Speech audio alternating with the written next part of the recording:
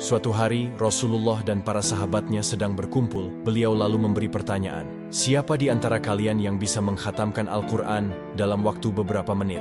Para sahabat yang lain terdiam.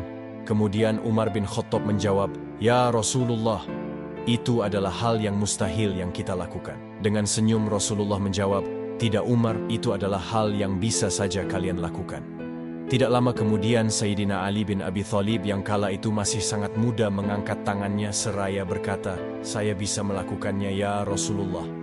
Kemudian Rasulullah menjawab, "Wahai Ali, coba kemukakan pendapatmu." Kemudian Ali membaca surat Al-Ikhlas sampai selesai sebanyak 3 kali. Kemudian Rasulullah bersabda, "Barang siapa yang membaca surat Al-Ikhlas 1 kali, pahalanya sama dengan membaca 10 juz.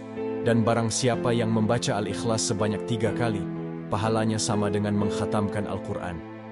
Di lain tempat di Masjid Quba, yaitu masjid yang pertama kali dibangun oleh Rasulullah, terdapat imam solat yang setiap setelah membaca surah Al-Fatihah, ia selalu membaca surat Al-Ikhlas. Para jamaah sampai terheran kenapa imam solat kami selalu membaca surat Al-Ikhlas. Kemudian salah seorang jamaahnya mendatangi Rasulullah dan mengadukan perihal imam solatnya itu. Setelah imam solat itu dihadapkan ke Rasulullah, Rasulullah bertanya, "Wahai sahabat, aku mendapat aduan dari kawanmu. Kenapa di setiap solatmu engkau selalu membaca surat Al-Ikhlas?" "Ya Rasulullah, saya mencintai Allah. Saking cintanya saya kepada Allah, saya senang membaca surat Al-Ikhlas."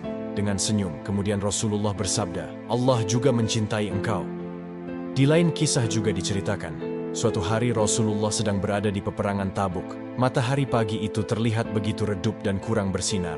Tiba-tiba malaikat Jibril turun dan memberi kabar, "Wahai Muhammad, salah seorang sahabatmu Al-Muawiyah Al-Muzani telah wafat. Lihatlah jenazahnya, sesungguhnya Allah mengirimkan malaikat untuk menyolatkannya, sehingga matahari yang engkau lihat itu begitu redup karena terhalang oleh para malaikat."